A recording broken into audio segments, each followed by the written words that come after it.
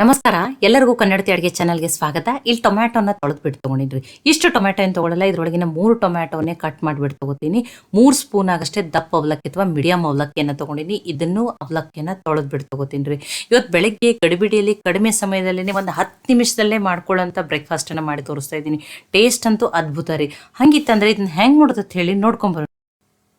ಈಗ ಮಿಕ್ಸಿ ಜಾರ್ಗೆ ನಾನಿಲ್ಲಿ 1 ಕಪ್ ಆಗಷ್ಟು ಸಣ್ಣ ರವೆ ಅಥವಾ ಉಪ್ಪಿಟ್ಟು ರವೆ, ಬಾಂಬೆ ರವೆ ಅಂತಲೂ ಕರಿತೀವಿ, ಅದನ್ನು ತೊಗೊಂಡಿದ್ದೀನಿ.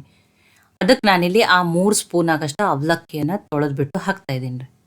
ನೋಡಿ, ಒಂದು 6 ಬ್ಯಾಡಗೆ ಮೆಣಸಿನ್ಕಾಯನ್ನು ಬಿಸಿನೀರಲ್ಲಿ ನೆನೆಸ್ಬಿಟ್ಟು ಹಾಕ್ತಾ ಇದ್ದೀನಿ. ಇದರಿಂದ ಕಲರ್ ತುಂಬಾ ಚೆನ್ನಾಗಿ ಬರ್ತದೆ ರೀ.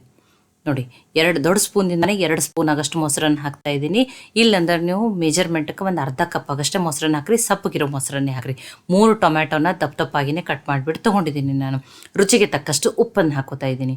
ಈಗ ಇದನ್ನು ಫಸ್ಟ್ ಹಾಗೆ ಗ್ರೈಂಡ್ ಮಾಡಿ ಆಮೇಲೆ ನೀರನ್ನು ಹಾಕಿಬಿಟ್ಟು ನುಣ್ಣಗೆ ರುಬ್ಕೊಂಡು ಹೋಗಿನಿ.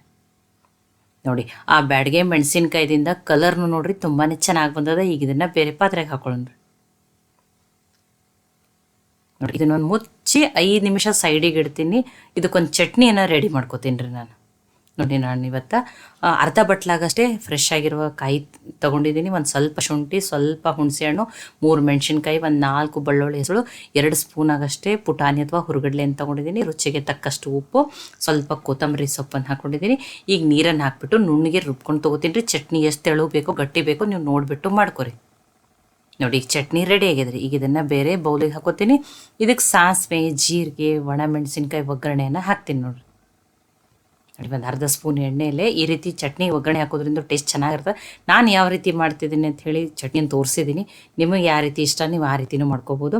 5 ನಿಮಿಷ ಆಗಿದ್ರಿ, ಹಿಟ್ಟನ್ನು ನೆಂದಿರ್ತದೆ. ಇದನ್ನು ನೋಡಿ, ನಾನು ಇವತ್ತು ಟೊಮ್ಯಾಟೊ ಸೆಟ್ ದೋಸೆಯನ್ನು ಮಾಡಿ ತೋರಿಸ್ತಾ ಇದ್ದೀನಿ ರೀ.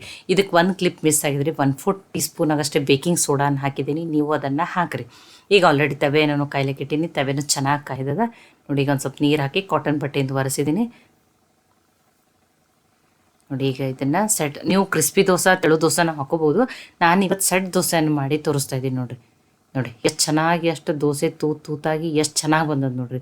ಯಾವುದೇ ಅಕ್ಕಿ ಬೇಳೆ ನೆನೆಸೋದು ರುಬ್ಬೋದು ಏನೂ ಇಲ್ಲ. ಬೆಳಗ್ಗೆ ಒಂದು 10 ನಿಮಿಷದಲ್ಲೇ ದೋಸೆ ಚಟ್ನಿ ರೆಡಿ ಆಗ್ತದೆ ನೋಡಿರಿ. ಈ ರೀತಿ ಡಿಫ್ರೆಂಟಾಗಿ ಕಲರ್ಫುಲ್ಲಾಗಿ ಏನಾದರೂ ಮಕ್ಕಳಿಗೆ ಮಾಡಿಕೊಟ್ರೆ ಅವ್ರಿಗೂ ಇಷ್ಟ ಆಗ್ತದೆ. ಒಂದು ಸಲ ನನ್ನ ರೀತಿಯಲ್ಲಿ ಟೊಮ್ಯಾಟೊ ಸೆಟ್ ದೋಸೆನ ಖಂಡಿತ ಟ್ರೈ ಮಾಡಿ ನೋಡಿರಿ. ನಾನು ಇನ್ನೊಂದು ದೋಸೆಯನ್ನು ಹಾಕಿ ತೋರಿಸ್ತಾ ಇದ್ದೀನಿ ನೋಡಿರಿ.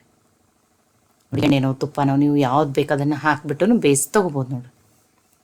ನೋಡಿ, 2 ದೋಸೆನ ಹಾಕ್ಕೊಂಡಿದ್ದೀನಿ. ಈಗ ಪ್ಲೇಟಿಗೆ ಹಾಕೋತೀನಿ ನೋಡಿರಿ. ನಾನು ಇನ್ನೊಂದು ದೋಸೆನೂ ಹಾಕ್ಬಿಟ್ಟು ತೊಗೊಂಡಿದ್ದೀನಿ. ನೋಡಿರಿ, ದೋಸೆ ಎಷ್ಟು ಆ ಅವಲಕ್ಕಿದಿಂದ ಎಷ್ಟು ಸಾಫ್ಟ್ ಆಗ್ಯಾವ ನೋಡಿರಿ. ಇಡೀ ದಿನ ಇಟ್ಟರು ಇಷ್ಟೇ ಸಾಫ್ಟ್ ಇರ್ತಾವೆ ರೀ. ಈ ರೀತಿ ಮಾಡಿ ಮಕ್ಕಳಿಗೆ ನೀವು ಲಂಚ್ ಬಾಕ್ಸಲ್ಲಿ ಕೂಡ ಹಾಕಿ ಕೊಡ್ಬೋದು. ಸ್ವಲ್ಪ ಡಿಫ್ರೆಂಟ್ ಕಲರಾಗಿ ಏನಾದರೂ ಮಾಡ್ರೆ ಹೆಲ್ದಿನೂ ಅದ, ಟೇಸ್ಟಿನೂ ಅದ.